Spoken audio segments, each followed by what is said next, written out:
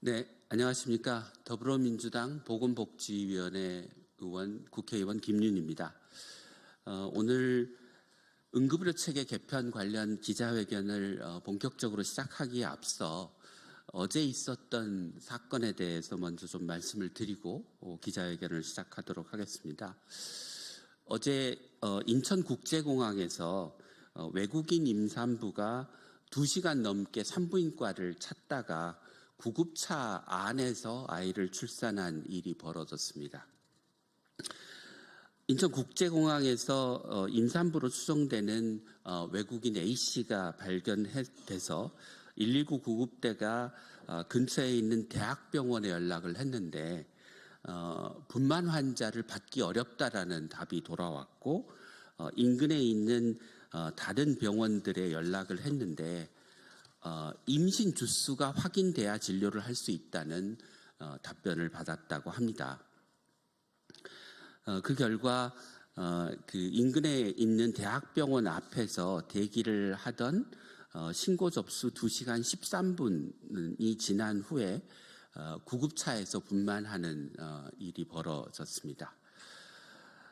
이것이 현재 대한민국 응급의료의 민낯이고 의료 선진국이라고 하는 대한민국 의료 체계의 현실이라고 생각합니다. 어쩌면 대한민국의 응급의료의 문제, 응급실 뺑뺑이 문제를 해결하기 위해서는 대한민국이 더 이상 의료 선진국이 아니라는 사실을 인정하는 것에서 출발해야 할 것 같습니다. 이런 상황임에도 불구하고 여전히 의사단체는 대한민국에는 의사가 부족하지 않고 의료 선진국인 대한민국의 의료 개혁이 왜 필요하냐고 반문하고 있습니다. 이런 왜곡된 현실 인식에서 벗어나야 대한민국의 의료 개혁, 응급의료 체계의 개혁이 가능할 것 같습니다. 그럼 본격적으로 기자회견을 시작하도록 하겠습니다. 정부는 국민의 생명과 안전을 지키는 응급의료 체계를 완성하라입니다. 응급의료는 국민의 생명이 직결되는 필수적인 의료 영역입니다. 그런데 장기화되는 의료 대란으로 인해 응급실 뺑뺑이는 더욱더 심각해지고 있습니다. 최근 통계에 의하면 응급실 뺑뺑이는 그 이전에 비해서 30%가량 늘어난 것으로 보고되고 있습니다. 그런데 정부는 근본적인 해결책을 마련하기는커녕 문제를 덮는 데 급급하고 있습니다. 오늘 기자회견은 응급의료의 최전선에서 헌신하는 119 구급대원 분들께서 현장의 심각성을 알리고 국가가 책임지고 근본적인 응급의료 체계 개선 대책을 마련하도록 촉구하는 자리입니다. 저 역시 현장의 구급대원과 함께 국민의 생명을 지키고 국민의 생명을 지키는 응급의료 체계를 개혁하는 데 앞장서도록 하겠습니다. 먼저 기자회견에 함께해 주신 분들을 소개하겠습니다. 박현숙 전국공무원노동조합 부위원장이십니다. 김종수 전공로 소방본부 서울소방지부장이십니다. 김성현 전공로 소방본부 서울소방지부 구급국장이십니다. 이하 소속이 같아서 직책만 말씀드리겠습니다. 김정호 조직부장이십니다. 조현욱 정책국장이십니다. 최종화 지회장이십니다. 김민호 지회장이십니다. 박규리 대의원이십니다. 허성우 서울소방구급대원이십니다. 네. 그럼 이어서 김종수 전국공무원노동조합 소방본부 서울소방지부장님의 여는 발언이 있으시겠습니다.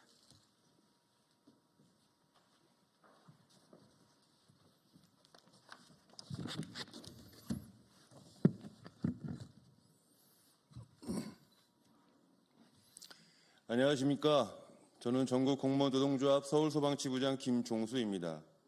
먼저 이 자리를 마련해 주신 김윤 의원님께 감사드립니다. 또한 저희의 힘없는 소방관의 이야기를 들어주시고자 자리에 함께해 주시는 언론인들께도 깊이 감사를 드립니다. 저희 전국 공무원 노동조합 서울소방지부는 지난 2024년 8월 17일 정부와 소방청은 구급차에서 죽어가는 국민을 언제까지 방치할 것인가 라는 제목으로 응급실 뺑뺑이에 대한 성명서를 발표하고 현장에서 고군분투하는 119 구급대원들의 현장 상황을 토로했습니다. 정치권과 많은 국민이 알게 되었지만 정부와 소방청은 의료 대란은 아니라고 하여 힘없는 119 구급대원은 그냥 현장에서 계속 뺑뺑이를 돌고 있습니다. 이렇게 뺑뺑이를 돈 지 1년, 이제는 그만 돌려야 하지 않겠습니까? 정부의 정책, 의사협의 입장, 전공의의 입장, 병원의 입장 모두 존중합니다. 하지만 현장에서 응급 환자를 응급처치하며 2차, 3차 병원 단계의 치료를 받게 해야 하거나 확인이 필요한 것이 현장 상황입니다.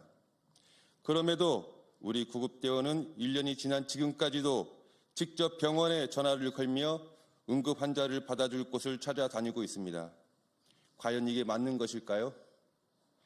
구급대원의 손이 모자라 구상센터 동료들까지 전화를 돌리며 환자를 수용할 수 있는 병원을 찾아야만 하는 이 현실이 정말 맞는 것일까요?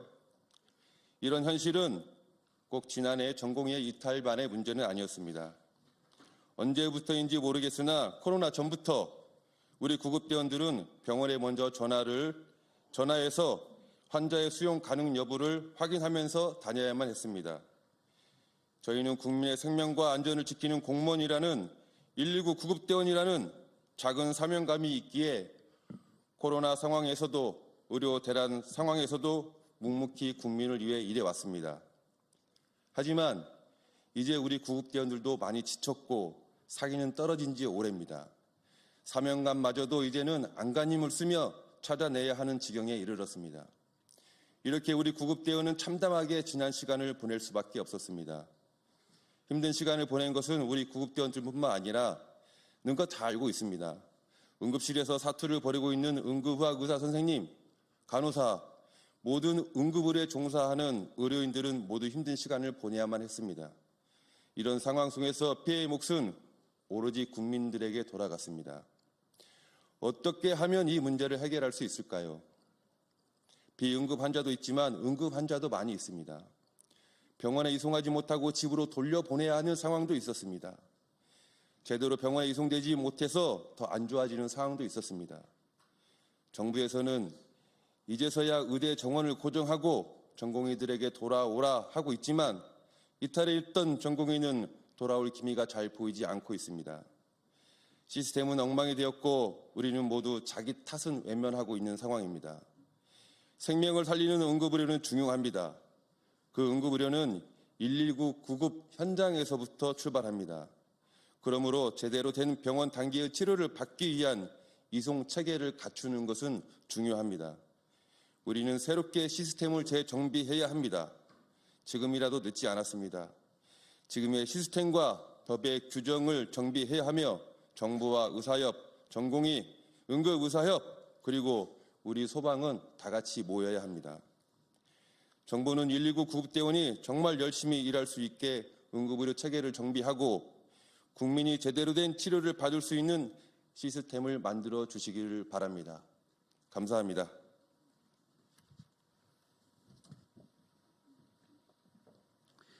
네, 이어서 박현숙 전국 공무원 노동조합 부위원장님의 연대 발언이 있으시겠습니다.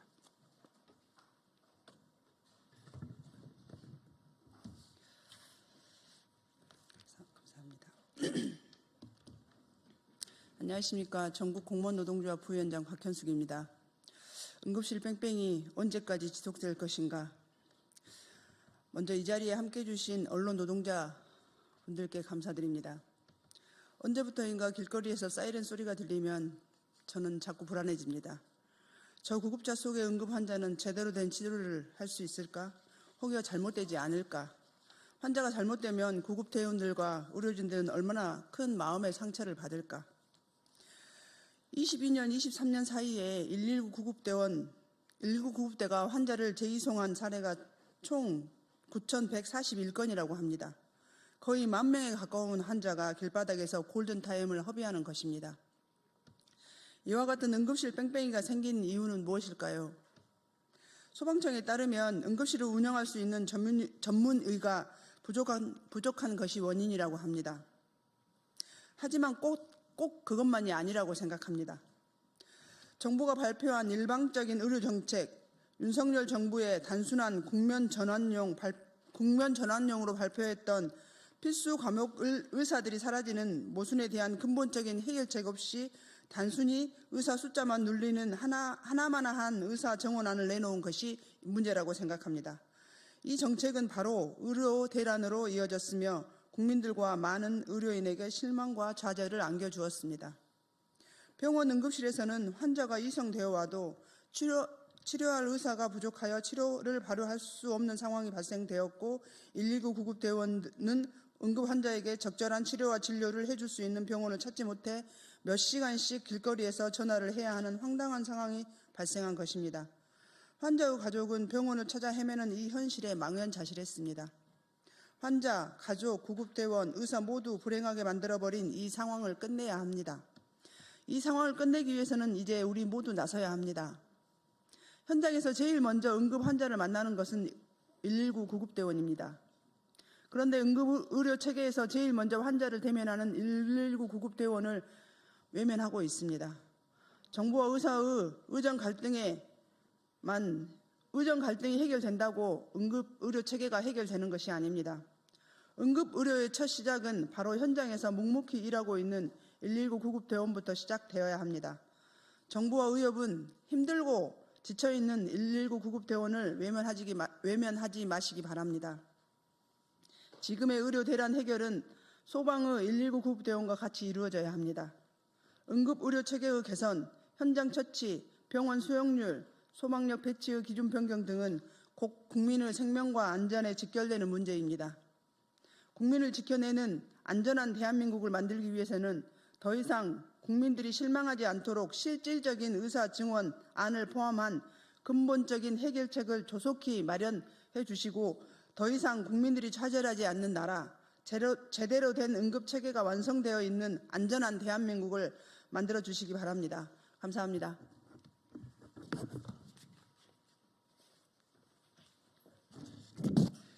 이어서 기자회견문 낭독이 있겠습니다.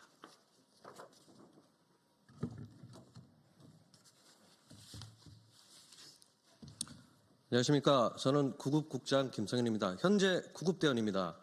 구급대원이 저희가 지금 노조의 명의를 빌어서 왔습니다. 오늘 참여하신 구급대원들도 있는데요. 저희가 작년에 응급실 뺑뺑이 이슈 이후에 어떤 잘못된 전달을 방지하기 위해서 노조 조끼를 꼭 입고 참여하라고 저희가 지시를 받았습니다. 그런데 이 행동은 제가 보기에는 어떤 국민들의 왜곡이 생길 수도 있을 것 같습니다. 저희는 시민분들이 신고하면 달려오는 119 구급대원입니다. 그래서 저는 지금 이 조끼를 벗겠습니다. 벗고 구급대원의 입장으로서 이 자리에 서겠습니다. 오늘 아침 뉴스에도 접했듯이 병원 앞에서 응급실 앞에서 2시간을 대기하다 저희 구급대원이 아이를 받았습니다. 전혀 부끄러운 게 아니라 자랑스럽습니다. 저는 구급대원들이. 그래서 제 이 행동이 국민에게나 조직에 해가 된다면 저는 징계를 받을 것입니다. 기자회견문을 낭독하겠습니다. 정부는 국민의 생명과 안전을 지키는 응급의료 체계를 완성하라. 응급의료 체계의 첫 단추는 119 구급대다. 국민의 생명과 안전을 지키기 위해 최전선에서 헌신하는 119 구급대는 현재 심각한 위기에 처해 있습니다. 최근 응급실 과부하로 인해 발생하는 응급실 뺑뺑이 문제가 지속되고 있음에도 불구하고 이에 대한 근본적인 해결책이 마련되지 않고 있습니다. 그 결과 응급 환자를 신속하게 병원으로 이송해야 하는 119 구급대의 의료기관 수용 거부는 여전히 이곳저곳 병원을 찾기 위해 전전하는 현실이 계속되고 있다. 현재 119 구급대의 상황이 언론에 노출이 되고 있지 않을 뿐 응급의료 현장에서 발생하는 응급실 뺑뺑이 문제는 완화되지 않았습니다. 작년 8월 22일 정부 서울청사 앞에서 열린 응급실 뺑뺑이 기자회견 이후 응급실 뺑뺑이 사태가 언론을 통해 알려졌고 9월에는 소방청이 구급 현장 활동에 관련 언론 대응 유의사항 지침이라는 문서를 배포해 구급대원들의 언론 접촉을 제한하는 조치를 내려졌다.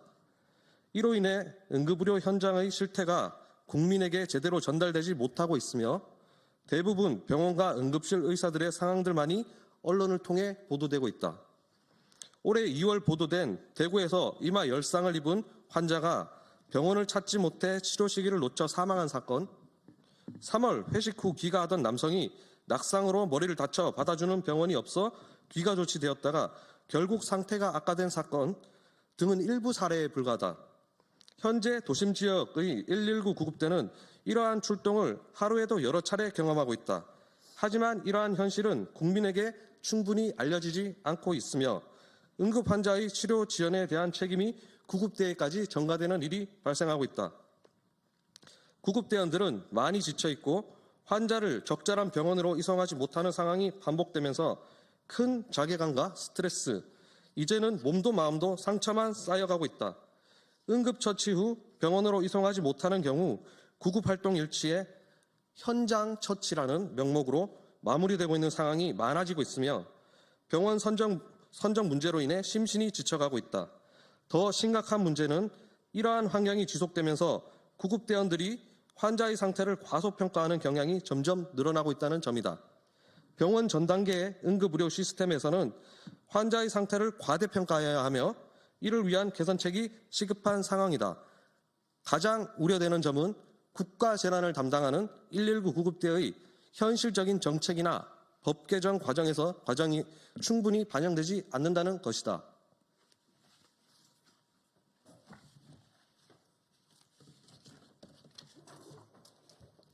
현행 응급의료 관한 법률에 따르면 응급의료란 응급환자가 발생한 때부터 생명의 위험에서 회복되거나 심신상의 중대한 위해가 제거되기까지의 과정에서 응급환자를 위하여 하는 상담, 구조, 이송, 응급처치 및 진료 등의 조치를 의미한다. 하지만 정부가 응급의료 개선을 논의할 때 응급실 이전 단계인 상담, 구조, 이송, 응급처치 등의 중요성은 간과되고 있다. 119 구급대가 현장에서 겪고 있는 문제점들은 어제 오늘의 일이 아니다. 코로나19 팬데믹 이전부터 지속되어 온 문제들이 의정 갈등으로 더욱 심화한 것뿐이다. 단순히 의사와 정부 간의 갈등을 넘어서 국민의 생명을 지키기 위한 실질적인 대책이 마련되어야 한다. 응급의료 시스템이 더는 방치되지 않도록 119 구급대의 현장과 정부, 의료기관이 협력해야 한다. 이에 전국 공무원 노동조합 서울소방지부는 다음과 같이 제안한다. 첫째, 정부는 병원 응급의료 능력 평가를 강화하고 병원의 응급의료 능력을 평가할 때 119 구급대의 환자 수용 및 이송률을 반영한 평가 항목을 즉각 도입하라. 도입하라. 둘째, 정부는 통합된 정확한 병원 정보를 119 구급대에 제공하고 병원 정보 시스템의 수용 불가 사유를 명확히 표시하도록 조치하라. 셋째, 정부는 119 구급상황센터에서 병원 선정 시 강제력을 가질 수 있도록 법적, 행정적 권한을 부여하고 이송 지연, 이송 불가 상황이 누락되지 않게 파악할 수 있는 시스템을 조속히 마련하라. 우리나라 응급의료 체계의 첫 시작은 119 구급대에서부터 시작한다. 정부는 119 구급대의 현장 의견을 적극적으로 반영해야 하며 우리나라의 응급의료 체계를 전면적으로 개편하고 개선하는 데 즉각 나설 것을 촉구한다. 119 구급대는 국민의 생명과 안전을 지키기 위해 오늘도 최선을 다하겠습니다. 2025년 3월 17일 전국 공무원 노동조합 소방본부 서울소방지부.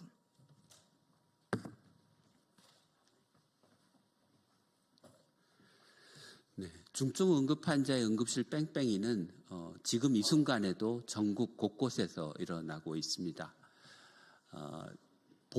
언론에 보도되지 않는다고 해서 일어나지 않는 일이 아닙니다.